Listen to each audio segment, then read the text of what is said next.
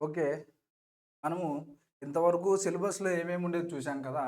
ఇప్పుడు మనము సిలబస్‌లోకి వెళ్ళిపోదాం. సో, ఫస్ట్ ఇంగ్లీష్‌లోకి ఇంగ్లీష్ సబ్జెక్ట్‌లోకి ఎంటర్ అయిన వెంటనే మనము 8 parts of speech. Okay.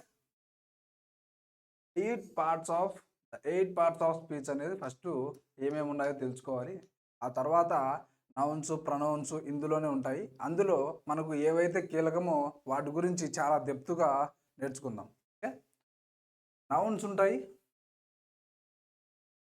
Pronounce ఉంటాయి, వర్బ్స్ ఉంటాయి,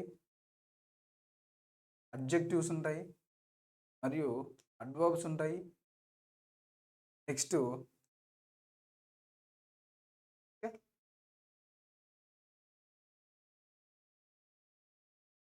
ప్రిపోజిషన్స్ ఉంటాయి. కంజంక్షన్స్ ఉంటాయి. తర్వాత ఇంటర్జెక్షన్స్ ఉంటాయి. సో, ఫస్ట్ ఏముంటాయి? నౌన్స్. నౌన్స్ అంటే ఏం లేదండి.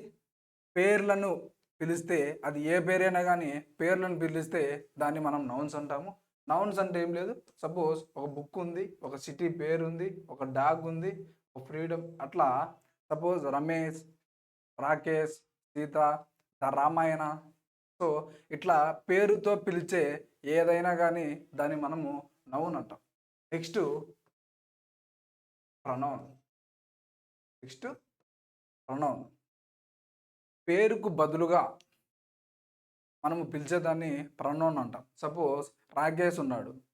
అతన్ని అతను అంటాం. అంటే రాకేష్‌ని అతను అంటాం. Suppose, suppose if you take a lady name suppose Vaishnavi ఉంది. ఆమె అంటాం. సో, ఆ విధంగా మనము అట్లా పేరుకు బదులుగా పిలుస్తాం. So, definition pronouns are words used in the place of nouns. అంటే నౌన్స్‌కు బదులుగా వాడేదే ప్రొనౌన్ అవును.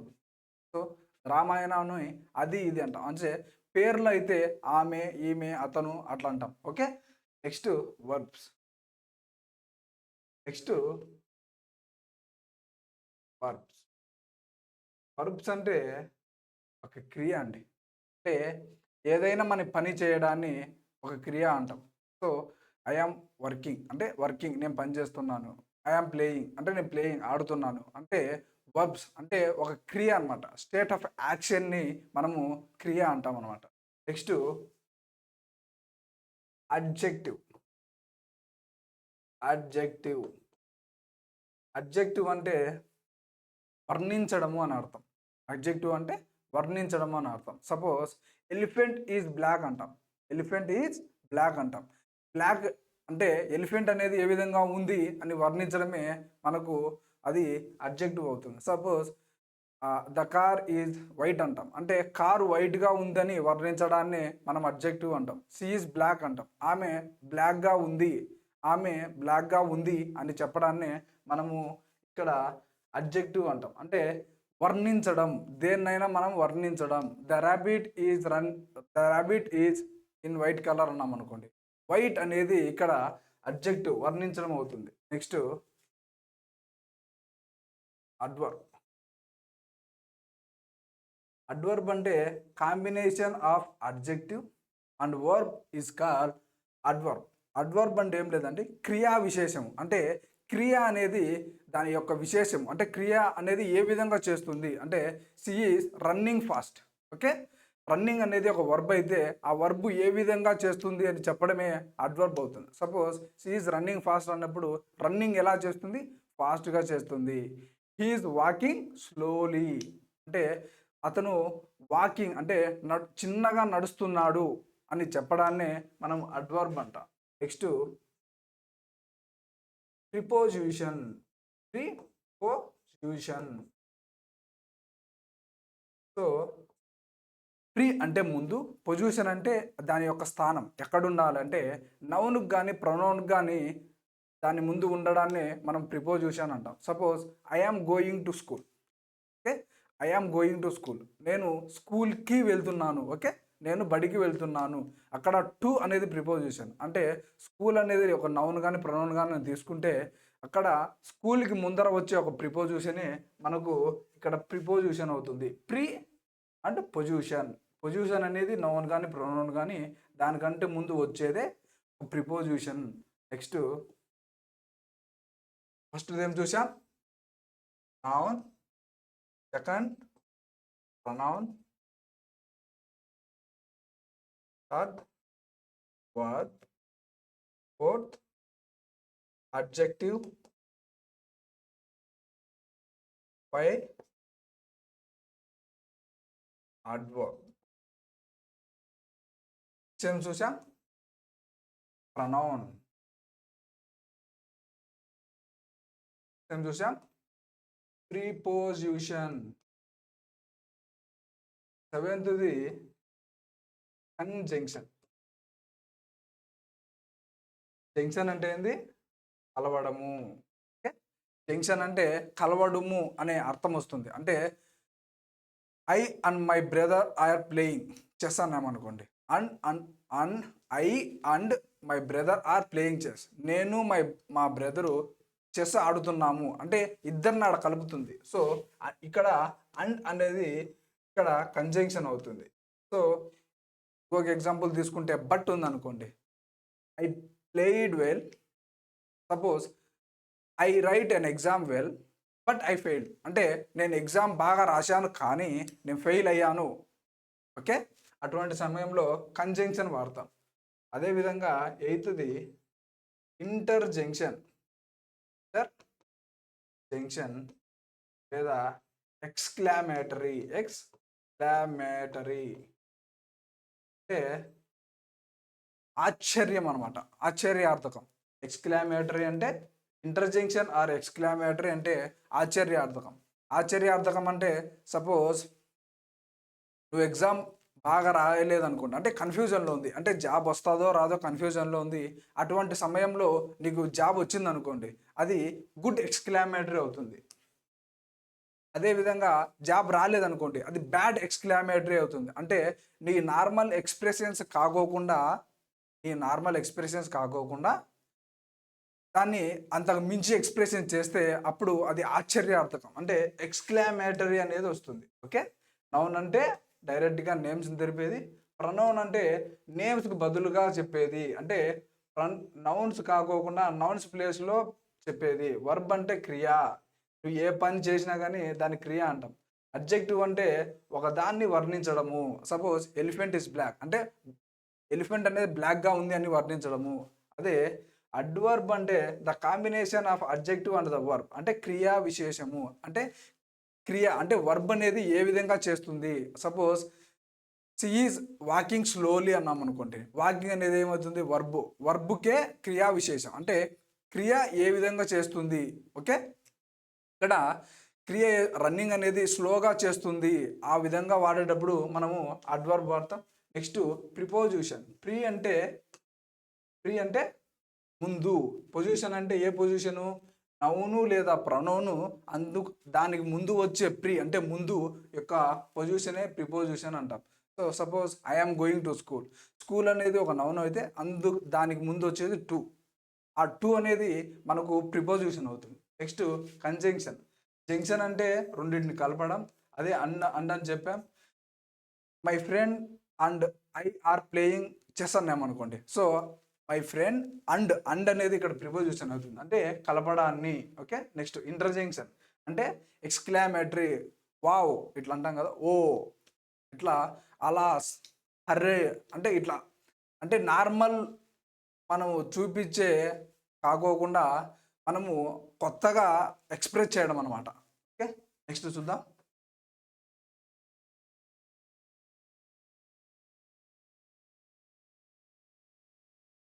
చూడండి, వర్బ్స్ చూద్దాం. చూడండి, వర్బ్స్ ఎక్స్ప్రెస్ యాక్షన్. చెప్పాను కదా, ఒక పని చేయడం. ఆర్ స్టేట్ ఆఫ్ బీయింగ్ అంటే ఒక క్రియ అనమాట. Run, eat, keep, is, are, was. So ఇవన్నీ క్రియ అవుతాయి అన్నమాట. ఓకే, రన్ అనేది పరిగెత్తడం ఒక పని అవుతుంది, ఈట్ తినడం కూడా ఒక పనే, నిద్రపోవడం కూడా ఒక పనే.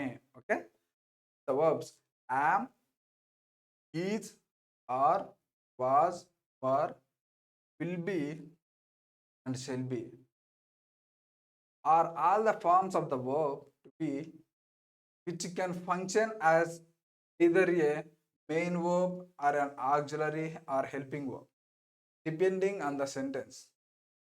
ఓకే, ఇక్కడ ఏం లేదండి. ఇప్పుడు యామ్, ఈజ్, ఆర్ అనేటివి, వాజ్, వర్ అనేటివి, will be and shall B అనేటివి ఎప్పుడు మెయిన్ వర్బ్స్ అవుతాయి, ఎప్పుడు ఆక్సిలరీ వర్బ్స్ అవుతాయి, ఆక్సిలరీ లేదా హెల్పింగ్ వర్బ్స్ అవుతాయి. సపోజ్ షీ ఈజ్ బ్లాక్ అన్నాం అనుకోండి, ఈజ్ బ్లాక్. ఇప్పుడు ఇక్కడ డైరెక్ట్గా వర్బ్ లేదు కాబట్టి ఈ ఈజ్ అనేటివి మనకు మెయిన్ వర్బ్స్ అవుతాయి.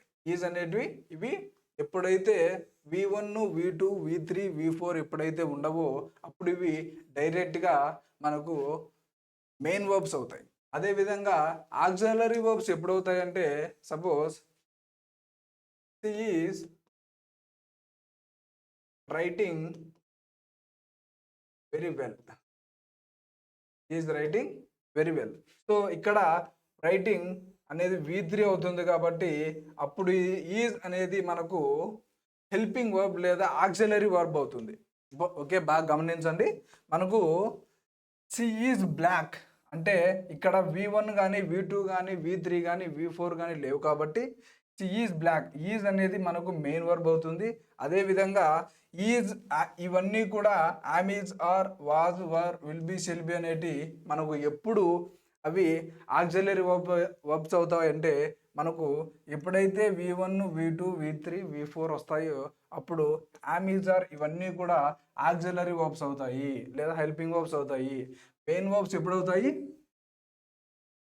మెయిన్ వర్బ్స్ ఎప్పుడవుతాయి అంటే ఎప్పుడైతే V1, V2, V3 and V4 ఎప్పుడైతే అవి ఉండవో అప్పుడు ఇవన్నీ కూడా మెయిన్ వర్బ్స్ అవుతాయి. ఓకే, ఎప్పుడైతే V1, V2, V3, V4 వస్తాయో అప్పుడు మనకు ఇవన్నీ కూడా auxiliary verb or helping verbs అవుతాయి. సో చూద్దాం. ప్రెజెంట్ టెన్స్లో ఉండేటివి am, is, are. Okay, present టెన్స్లో ఉండేటి యామ్, ఈజ్, ఆర్. పాస్ట్ టెన్స్లో ఉండేటి వాజ్ అండ్ వర్, పాస్ట్ టెన్స్లో ఉండేటి వాజ్, వర్. ఫ్యూచర్ టెన్స్లో ఉండేటి will be and shall be. Okay, present tense am, is, are, past tense was, were, future tense will be and shall be. ఇవన్నీ ఎప్పుడు main verbs అవుతాయంటే ఎప్పుడైతే మనకు only డైరెక్ట్గా ఇవన్నీ ఉన్నప్పుడు మాత్రమే మెయిన్ వర్బ్స్ అవుతాయి. ఎప్పుడైతే V1, V2, V3, V4 వస్తాయో అప్పుడు ఇవన్నీ కూడా మనకు ఆక్సిలరీ వర్బ్స్ లేదా హెల్పింగ్ వర్బ్స్ అవుతాయి. సో ఇప్పటి వరకు V1, V2, V3 అంటున్నాను కదా, V1 అంటే ఏంది, V2 అంటే ఏంది, V3 అంటే ఏంది, V4 అంటే ఏంది చూద్దాం. సపోజ్ ఫుల్ ఎగ్జాంపుల్ తీసుకున్నాము. Go, went, gone, going. V1 verb, V1 అంటే ఏం లేదండి, వర్బ్ 1 అని. V2, V3, V1 plus ing అని రాయొచ్చు, V4 అయినా రాయొచ్చు. Okay, go, went, gone, going. ఇవైతే ఎప్పుడైతే సెంటెన్స్లో కనబడతాయో ఇవి మెయిన్ వర్బ్స్ అవుతాయి. ఇవి మెయిన్ వర్బ్స్ అవుతాయి. ఎప్పుడైతే ఇవి కనిపించవో అప్పుడు యామ్, ఈజ్, ఆర్, వాజ్, వర్ ఇవన్నీ కూడా మెయిన్ వర్బ్స్ అవుతాయి. ఎప్పుడు కనపడతాయండి ఎప్పుడు కనపడతాయి ఇవి main verbs. Go, went, gone, going ఇవన్నీ ఎప్పుడైతే కనపడతాయో అప్పుడు మనకు am, is, are, was, were, will be, shall బీలు మనకు హెల్పింగ్ వర్బ్స్గా కనపడతాయి. ఓకే, బాగా గుర్తుంచుకోండి. ఎప్పుడైతే main verbs V1, V2, V3 వచ్చినప్పుడు అప్పుడు ఇవన్నీ కూడా ఆక్సిలరీ వర్బ్గా కనపడతాయి. ఎప్పుడైతే V1, V2, V3, V4 కనిపించవో అప్పుడు ఇవన్నీ కూడా మనకు మెయిన్ వర్బ్స్గా కనిపిస్తాయి. Okay,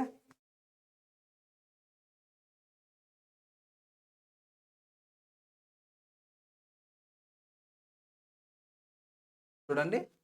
function as a main verb మనం ఆల్రెడీ డిస్కస్ చేసుకున్నాం. When we use to describe a state of being, location or possession. చూడండి, ఐ యామ్ ఏ స్టూడెంట్ నేను చెప్పాను కదా. సో యామ్, ఈజ్, ఆర్లు, వాజు, వర్రు, విల్ బి, షెల్ బీలు వచ్చినప్పుడు ఇక్కడ యామ్ అనేది ఇక్కడ మెయిన్ వర్బ్ అవుతుంది. ఎందుకంటే నెక్స్ట్ V1 కానీ V2 కానీ V3 కానీ V4 కానీ ఇవి ఏమీ రాలేదు కాబట్టి ఇక్కడ యామ్ అనేది మెయిన్ వర్బ్ అవుతుంది. Suppose I am going to school అన్నాం అనుకోండి. సో ఇప్పుడు I am going to school, I am going to school. ఇప్పుడు ఇది ఆక్సిలరీ వర్బ్ లేదా హెల్పింగ్ వర్బ్ అవుతుంది. ఎందుకంటే ఇక్కడ V3 వచ్చింది కాబట్టి ఇది మెయిన్ వర్బ్ అవుతుంది. ఓకే, గోయింగ్ వచ్చింది కాబట్టి ఇక్కడ గోయింగ్ అనేది మెయిన్ వర్బ్ అవుతుంది, యామ్ అనేది ఆక్సిలరీ వర్బ్ అవుతుంది. సో ఎప్పుడైతే గోయింగ్ ఉండదో అప్పుడు ఓన్లీ యామ్ ఉంటే ఇది మెయిన్ వర్బ్ అవుతుంది. ఓకే, ఇది మనకు మెయిన్ వర్బ్ అవుతుంది. చూడండి, function as an auxiliary verb.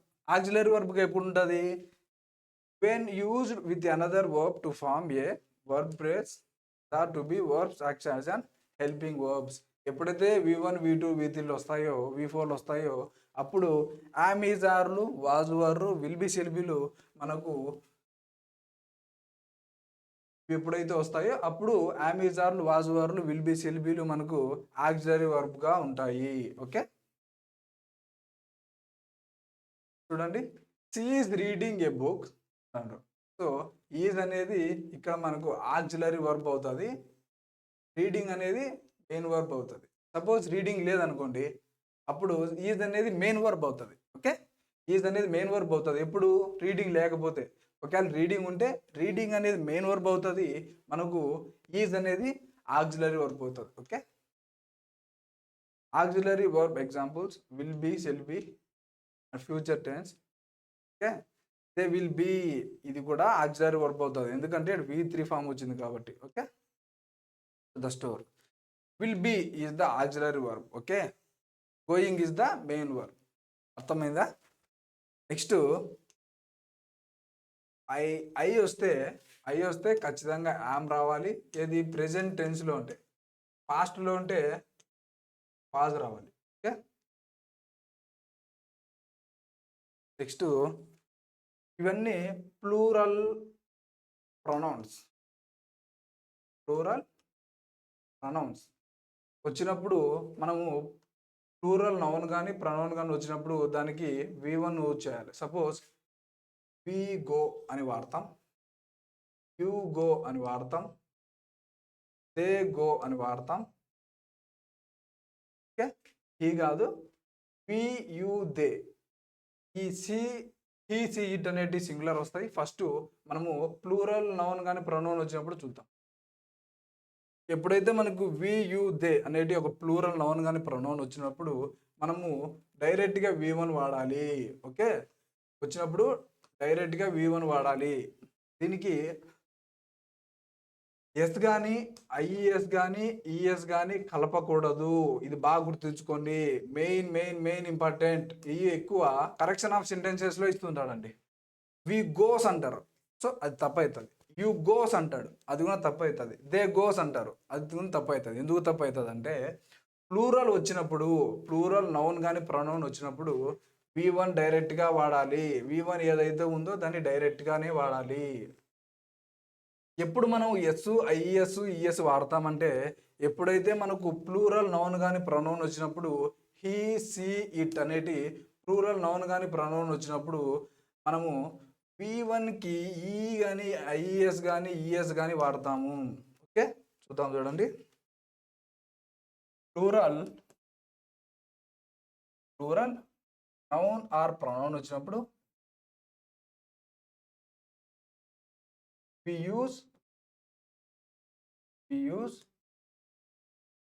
directly V1.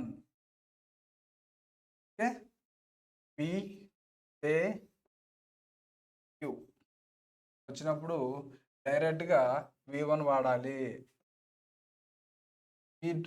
ఈ కానీ ఈఎస్ కానీ ఈఎస్ వాడకూడదు. ఓకే, నెక్స్ట్ మనకు సింగులర్ నౌన్ కానీ వచ్చినప్పుడు, సింగులర్ నౌన్ కానీ ప్రొనౌన్ కానీ వచ్చినప్పుడు we use V1 కి ఈ కానీ ఎస్ కానీ ఈఎస్ కానీ ఐఎస్ కలపాలి. ఓకే, ఈ ఇట్ అప్పుడు V1కి ఏం కలపాలి? కానీ ఈఎస్ కానీ ఈఎస్ కలపాలి. అంటే he goes,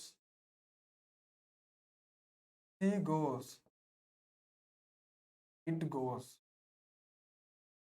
ఓకే, అర్థమైందా? ప్లూరల్ నౌన్ కానీ ప్రొనౌన్ వచ్చినప్పుడు we use directly V1. Do not use s or is or es to the plural pronoun or noun. Okay, next singular noun కానీ ప్రొనౌన్ వచ్చినప్పుడు we use V1 plus ఈ కానీ is కానీ is కలపాలి. Okay, he, she, it అనేది singular pronoun అవుతాయి. వాటికి V1 plus S కానీ ఈఎస్ కానీ ఐఎస్ కలపాలి. ఓకే, మోస్ట్ ఇంపార్టెంట్ టాపిక్ అండి ఇది. నెక్స్ట్ చూద్దాం. Ram and Mohan come. ఇక్కడ రామ్ అండ్ మోహన్ వచ్చింది కదా, కమ్స్ రావచ్చు కదా. లైట్ అండ్ థండర్ కమ్ రావచ్చు కదా. ఎందుకు రాలేదంటే ఇక్కడ ప్లూరల్ అవుతుంది. ఇప్పుడే చెప్పాము, ప్లూరల్ వస్తే డైరెక్ట్గా V1 వాడాలి. ఎస్ కానీ ఈఎస్ కానీ ఐఎస్ వాడకూడదు.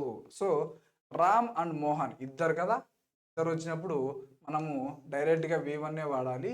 Next light and thunder come.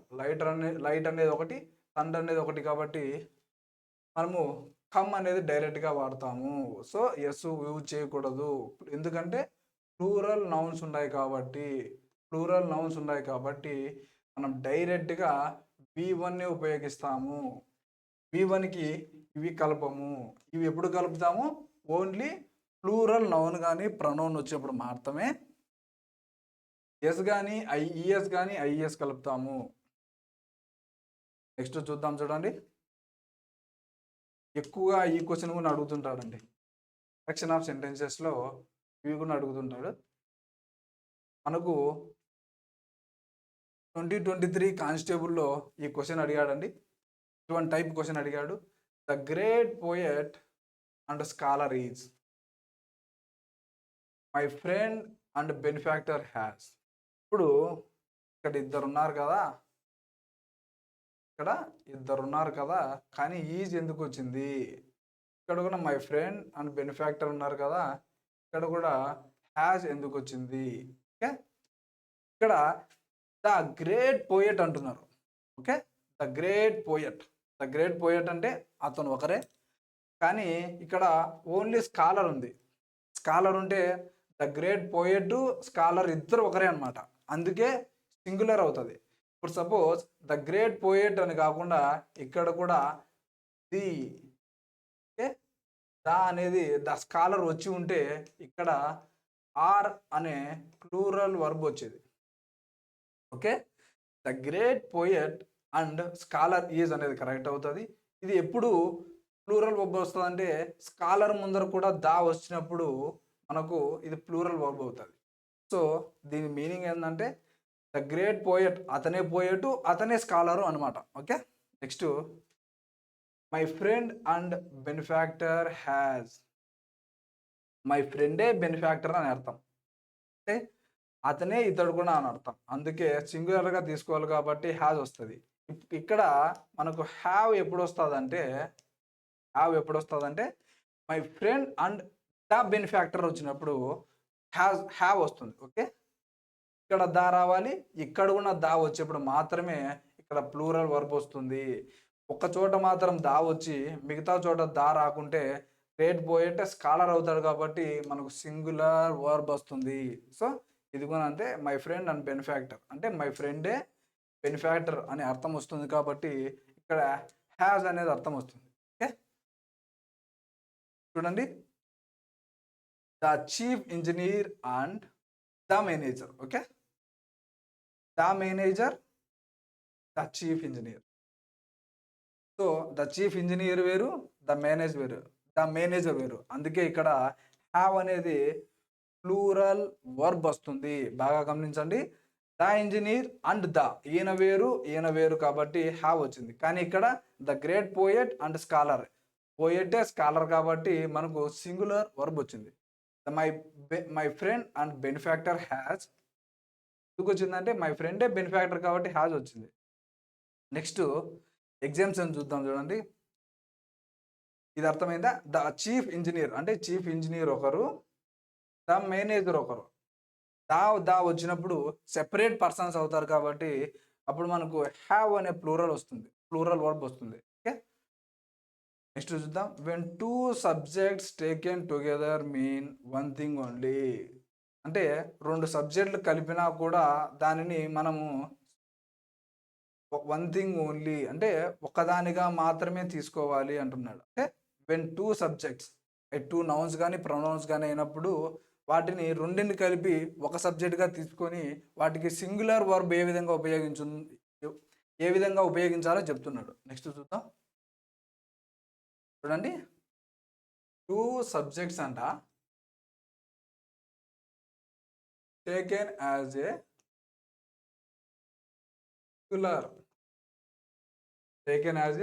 ఈ రెండు సబ్జెక్టులని ఒక సింగులర్ సబ్జెక్టుగా తీసుకొని దానికి సింగులర్ వర్బ్ వాడాలంట. సింగులర్ వర్బ్ ముందు వేరండి, ఇవి వేరండి. Exemption here.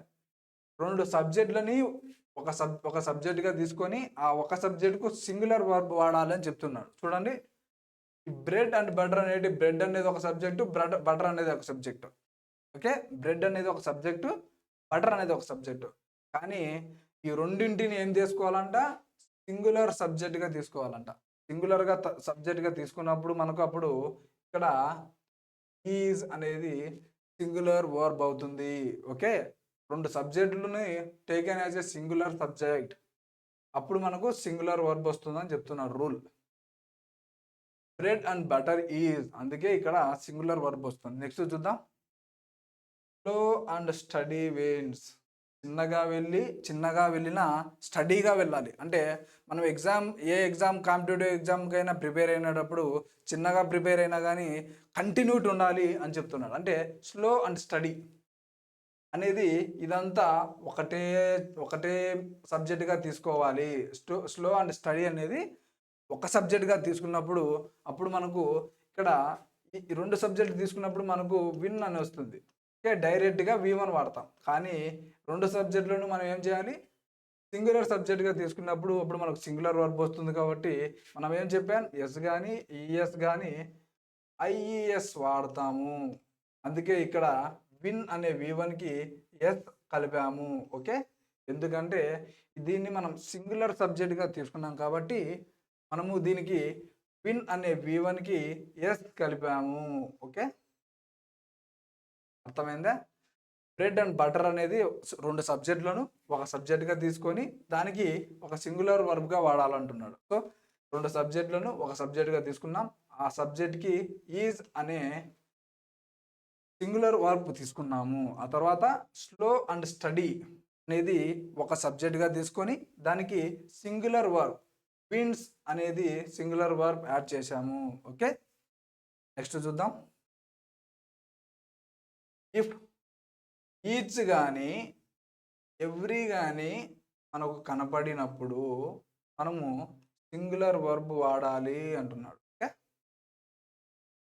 ఈచ్ కానీ ఎవ్రీ కానీ మనకు కనపరిచినప్పుడు ఏమంటున్నాడు, సింగులర్ వర్బ్ వాడాలి. సో మీకు యూ కానీ దే కానీ ఏం కనపరిచినా కానీ ఈచ్ కానీ ఎవ్రీ కానీ పదాలు కనపడ్డాయా ఖచ్చితంగా వెంటనే నువ్వు సింగులర్ వర్బ్ తీసేసుకోవాలి. చూద్దాం, చూడండి ఎగ్జాంపుల్స్తో.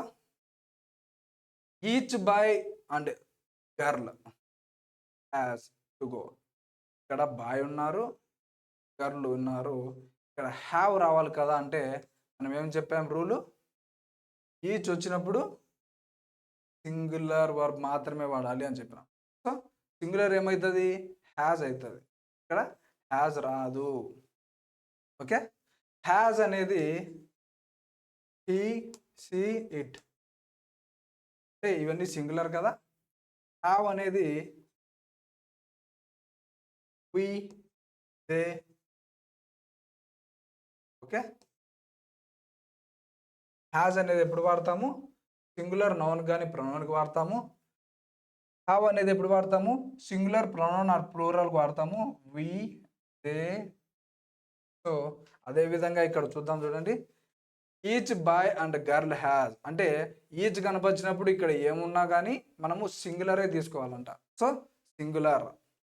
Next every man and woman and child. సో ఇక్కడ ముగ్గురు ఉన్నారు, ఇక్కడ ముగ్గురు ఉన్నారు కదా అని మనం వాజ్ అనేది హీసీ ఇటుకు వస్తుంది, వర్ అనేది వి దే యూకి వస్తుంది. ఓకే, ఇక్కడ మనము ముగ్గురు ఉన్నారు కదా, వర్ వస్తుంది కదా, వర్ అనే పాస్ట్ వర్బ్ వస్తుంది కదా అనుకుంటే మనం ఏమని చెప్పాం రూల్లో, ఎవ్రీ అనేది కనపడినప్పుడు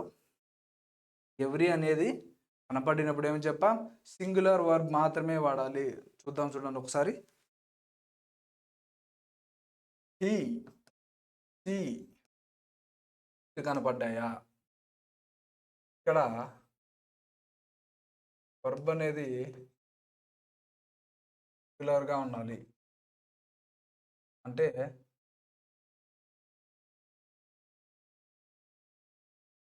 ఈజ్ పాస్ట్లో అయితే వాజ్ వస్తుంది, హ్యావ్ ఫార్మ్స్లో అయితే హ్యాజ్ వస్తుంది. అదేవిధంగా యూ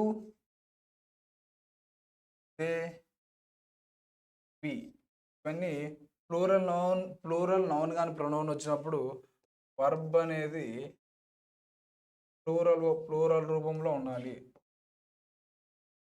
అంటే ఆర్ కానీ, పాస్ట్లో అయితే వర్ కానీ, హ్యాజ్ ఆర్ హ్యావ్ రూపంలో అయితే హ్యావ్ రావాలి. ఓకే, హీస్ ఇట్ వచ్చినప్పుడు వర్బ్ అనేది సింగులర్గా ఉండాలి, అది ప్రెజెంట్లో అయితే ఈజ్ ఉండాలి, పాస్ట్లో అయితే వాజ్ ఉండాలి. హ్యాజ్ ఆర్ హ్యావ్ ఫార్మ్స్ వచ్చినప్పుడు హ్యాజ్ మాత్రమే ఉండాలి. యూ దే వి ఇక్కడ వర్బ్ అనేది ప్లూరల్గా వచ్చినప్పుడు ప్లూరల్ వర్బ్సే ఉండాలి. ఆర్ అనేది ప్రెజెంట్, వర్ అనేది పాస్ట్, హ్యావ్ అనేది హ్యావ్ ఫార్మ్స్లో వస్తుంది. హ్యావ్ అనేది ఎప్పుడు వస్తుంది, ప్లూరల్కి మాత్రమే వస్తుంది. హ్యాజ్ అనేది ఎప్పుడు వస్తుంది, సింగులర్ వర్బ్ మాత్రమే వస్తుంది. Okay,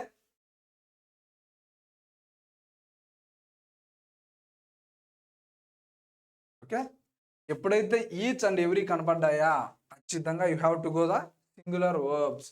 okay, each and every ఎప్పుడైతే కనపడ్డాయా you have to go directly singular verbs. Okay, next మనకు ఏ విధంగా ఈచ్ అండ్ ఎవ్రీ కనపడ్డాయో, ఈచ్ అండ్ ఎవ్రీ వర్డ్స్ కనపడ్డాయో ఖచ్చితంగా ఏమని చెప్పాం, V1కి అదే సింగులర్కి వెళ్ళాలి అని చెప్పాం. సింగులర్ వర్బ్కి వెళ్ళాలి. ఓకే, సింగులర్ వర్బ్స్ ఏంటి, am, is, was, were, has. ప్లూరల్కి ఆర్, వర్, సింగులర్కి, ప్లూరల్కి అని చెప్పాం. ఈచ్కి ఎవ్రీ కనపరిచినప్పుడు. అదేవిధంగా ఆర్ వచ్చినప్పుడు, ఎయిదర్ ఆర్ వచ్చినప్పుడు, ఎయిదర్ నార్ వచ్చినప్పుడు కూడా సింగులర్ వర్బే వాడాలి. ఓకే, ఈచ్ అండ్ ఎవ్రీ కనపరిచినప్పుడు కూడా సింగులర్ వర్బే వాడాలి. ఆర్ కనపరిచిన, ఎయిదర్ ఆర్ కనపరిచిన, నేదర్ ఆర్ కనపరిచినప్పటికీ కూడా సింగులర్ వర్బ్ మాత్రమే వాడాలి. ఎగ్జాంపుల్ చూద్దాం.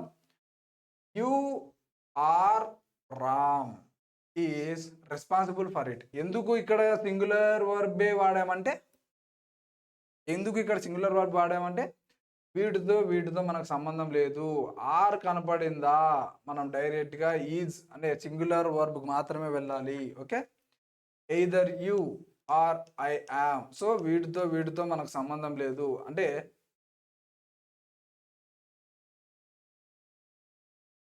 ఐతో మనకు సంబంధం లేదు.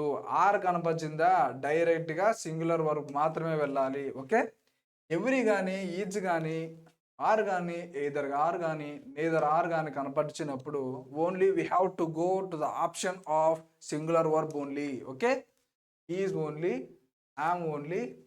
So for singular verbs am is, was, has. ప్లూరల్కి అయితే ఆర్, వర్, హ్యావ్ ఫార్మ్స్లో అయితే have. Next the plus, the అనేది ఒక అడ్జెక్టివ్ ప్లస్ నౌన్ వచ్చినప్పుడు అది మనకు ప్లూరల్ వర్బ్ అవుతుంది. ఓకే, దా ప్లస్ అడ్జెక్టివ్ వచ్చినప్పుడు, దా ప్లస్ అంటే దా అనేది ఒక అడ్జెక్టివ్ అయితే మనకు దానికి ఒక నౌన్ వచ్చినప్పుడు అది మనకు ప్లూరల్ వర్బ్ అవుతుంది. ఎగ్జాంపుల్ చూద్దాం, చూడండి. ద బ్లైండ్ అంటే దా అనేది అడ్జెక్టివ్ అవుతుంది. ఆర్ బ్లైండ్ అనేది ఒక నౌన్ అవుతుంది. నౌన్కు ముందర అడ్జెక్టివ్ వస్తే అది మనకు ఖచ్చితంగా ప్లూరల్ వర్బే అవుతుంది. ఓకే, దా పూర్ ఆర్ అంటే దా అనేది ఒక అడ్జెక్టివ్ అయితే, పూర్ అనేది ఒక నౌన్ అయితే దానికి మనకు ఆర్ అనే ప్లూరల్ వర్బ్ రావాలి. బాగా చూద్దాం, చూడండి ఒకసారి. The blind are, the poor are. Okay, డైరెక్ట్గా బ్లైండ్ వచ్చింది అనుకోండి, దానికి మనము సింగులర్ వర్బ్ వాడాలి. డైరెక్ట్గా పూర్ వస్తే ఈజ్ అనే సింగులర్ వర్బ్ వాడాలి. ఈజ్ అనే సింగులర్ వర్బ్ వాడాలి. దా అనేది ఆర్టికల్ కాదండి. ఇక్కడ ఎప్పుడైతే నౌన్కు ముందర మనకు దా వస్తుందో అది అడ్జెక్టివ్ అవుతుంది. ఓకే, అడ్జెక్టివ్ అవుతుంది. సో అడ్జెక్టివ్ ప్లస్ నౌన్ అయితే ఇది మనకు ప్లూరల్ వర్బ్ అవుతుంది. ఓకే, అడ్జెక్టివ్ ప్లస్ నౌన్ వస్తే అది మనకు ప్లూరల్ వర్బ్ అవుతుంది. సో అడ్జెక్టివ్ అనే దా అయితే, బ్లైండ్ అనేది ఒక నౌన్ అయితే అప్పుడు మనకు వెంటనే ప్లూరల్ వర్బ్ రావాలి. ఓకే, దా రాకోకుండా డైరెక్ట్ బ్లైండ్ వస్తే ఏమొస్తుంది, ఈ వస్తుంది. మనకు దా రాకుండా పూర్ అనేది ఒకటి వస్తే మనకు వర్బ్ ఏమవుతుంది, సింగులర్ వర్బ్ అవుతుంది. మనకు దా అనే అడ్జెక్టివ్ వెంటనే నౌన్ వస్తే అది మనకు ప్లూరల్ వర్బ్ అవుతుంది. దాకు వెంటనే పూర్ అనేది వస్తే అది మనకు వెంటనే ప్లూరల్ వర్బ్ అవుతుంది. Okay,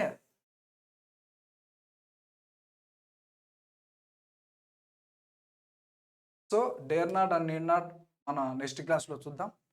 thank you. We will go to the next class.